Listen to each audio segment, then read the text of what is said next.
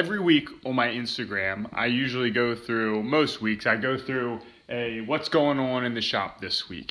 And I thought it would be nice to do that. And then I think we're going to riff on a couple of the things that I came across this week, some of the questions that I got asked, and I'm going to answer those questions for you.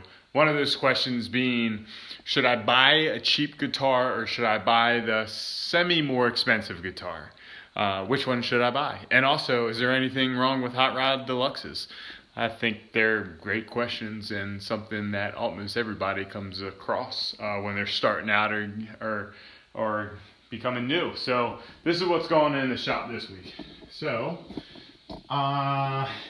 this isn't really this week's project. I had this last week.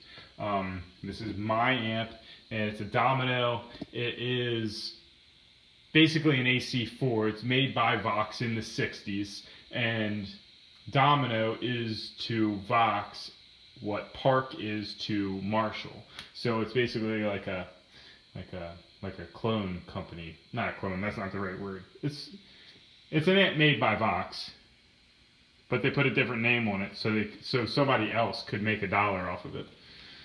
Got this in from a good buddy of mine. It's a Princeton 5F2A circuit, I believe, and it got damaged in shipping. The tubes got knocked out of it, and the baffle's messed up. So I'm gonna probably cut a new baffle because there's a 12-inch speaker in this, and it should be an 8-inch speaker. So I think we're just gonna replace the baffle, but I'm not sure. I played it. It sounds really good as is.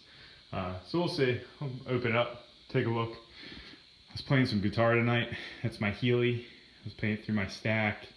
I was playing the Princeton and I was playing the Domino. Oh, the Domino started making a terrible sound, so I think something let loose in it. Probably just the capacitor or something. This was last week's projects. Last week, last Saturday, I popped all the necks on these, and I have yet to get back into them because I've been doing other projects, usually long-term projects. I'll work on them a little and then work on more routine stuff and then work back on them. This will be a year-long project, and I'll do a big video about this when I'm finished. That's a 570018 that I'm doing kind of the works. The works is neck reset, refret, bridge, usually bridge plate repair, maybe a couple cracks, refret, did I say refret? And then of course a nut and a saddle and a setup. This, same thing, it's a Harmony HG14, I forget, don't quote me on that, but I gotta fix the neck block on that. So that, I have to do at least a little bit of work on those this week to get them straightened out. I still need to get the neck off of this one. This has major problems. That'll be a fun, long video when I'm finished. But what's really going on in the shop this week? So I have this 8-string guitar that's getting some new pickups, and it's getting some fretwork done to it. And I also not sure if you are aware or not, but I did not clean up the shop for this video. I just wanted to show you what it's really like, because I do normally clean the shop for everybody. So it looks nice. So this brings me to one of my questions. So when the guy dropped this off, he wasn't sure what he wanted done to it. I think it just needed some new pickups in it. But then I said, well, the frets are a little bit wonky, and I could get it to play good as is, but it won't be its best. You want to make it play its best. And after some back and forth and talking, and I wasn't trying to convince him, I was just trying to explain to him the options that he had, he decided to go for all the work. So it is a lot of work, and it probably outweighs, it definitely outweighs the value of the guitar, but is it worth it? Should he just go buy a $1,000 instrument instead of buying a $300 instrument and putting $400 worth of work into it? That's a question I can't necessarily answer for anybody, but I can tell you what the benefits are to getting a cheap guitar fixed up. And let me sit you down. So, I'm not working on guitars, but I do like to have a little bubbly when I'm making videos. So, with these cheap guitars, like an Epiphone Les Paul, is a perfect example. Or a Mexican-made Strat. Should I get a Mexican-made Strat and put a little bit of work into it, or should I get an American-made Strat and hopefully not do any work into it? My answer to the my answer to the Mexican versus American is I almost always say get the Mexican and do a good setup, including a fret level and dress. Put some new electronics in it. And that will be a far better instrument than the American-made ones. With the Epiphone Les Pauls and a Les Paul, obviously a custom shop, well, maybe it's not obvious, but I think it's obvious that a custom shop Les Paul from Gibson is going to be better than an Epiphone Les Paul. But what about like a studio? So my cousin asked me, should I get Epiphone Les Paul with P90s? You know how they make those like 50s style like gold top P90s? Or should I get this studio classic, I think it's called a classic 50s Les Paul, and that also has P90s in it. The Epiphone is like $700, and the Gibson is like $1,000. Well, what do you do there? It's only a couple $100 difference. In my experience, the Gibson will probably need the same things that the Epiphone will need. And now I'm talking nitty gritty, like down to the let's be really particular about the guitars. The fretwork on the Epiphones could be better. But so could the Gibsons, so... Do either of them really need fretwork? I guess it depends on the guitar. I told him my answer was go with the Gibson. My answer with go to the Gibson for this particular circumstance was... Because it was only a couple $100 difference. The Epiphone has inferior pickups to the Gibson, but the Gibson pickups still aren't like the supreme pickup. They're just like a... mid-grade. They're okay pickups, and I'm sure they sound good, and they probably work well for a lot of people, and that's fine. If they work well, then leave it alone. Part of me wanted to tell him to get the Epiphone, because you could have gotten everything you wanted out of the Epiphone. The only problem with it is it says Epiphone on the headstock. And yeah, you can argue that the wood is inferior and it may move and stuff. But if you buy an old one and a used one, the necks have probably moved as much as they're going to move. So if you do some fret work on it, it'll be good. It'll stay stable. But the Gibson, for just a couple $100 difference, I would take the risk and deal with the pickups as is. Not deal with them, that's not the right word, but play the pickups as is in the future if you're looking to buy somebody a birthday gift. Looking to buy your guitar as a birthday gift. As I sometimes do. You could get new pickups for it. But I think with the Epiphone, you're going to want new pickups. You're going to want to get the fretwork done because you're going to have a couple uneven frets.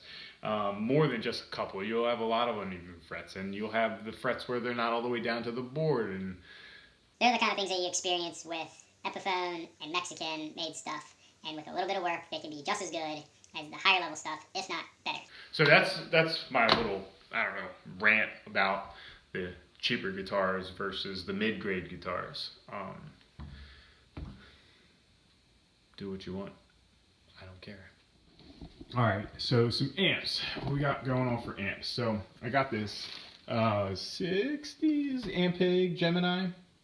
I got this Fender Hot Rod Deluxe. There's always a Hot Rod Deluxe in the shop. And that brings me to my next little rant. He basically asked me... Well, he didn't really ask me, but I said... What amps would I like to work on? Well, I'd like to work on nothing but vintage amps.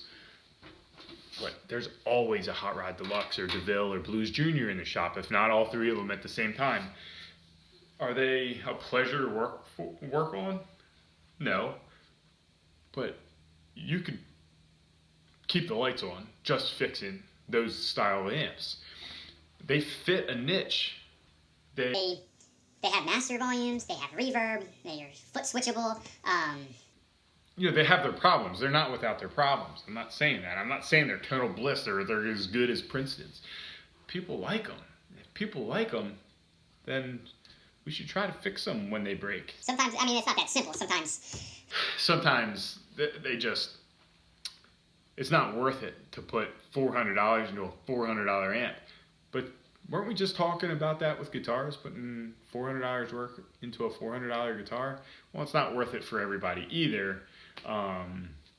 If that works for them and they like it, who am I to say that they're not good amps? You know, whatever. People like them. They're useful for a lot of people. So what would I ultimately work on if I only had my choice? Probably I would say pre-1980, 80-ish, like era and earlier. So like Marshall JCM 800s and earlier. Nothing after a Marshall JCM 800. I would also work on modern boutique stuff, but like hand-wired, turret board, construction, that kind of amps. I mean, and some PCB board. There are some PCB board amps that are easy to work on, and they're good quality PCB boards. I know Tone King stuff works really well. I think some of the Buddha stuff is pretty good, and it's PCB board, and it's like thick PCB board. But a lot of these, and some of these like boutique things aren't really boutique. They're just like I don't know, they're a small company and they still use crappy PCB boards. So that would have to be on a case-by-case basis. But basically the vintage stuff, all the silver face, the black face, the tweeds, and the TV fronts, of course all the fenders.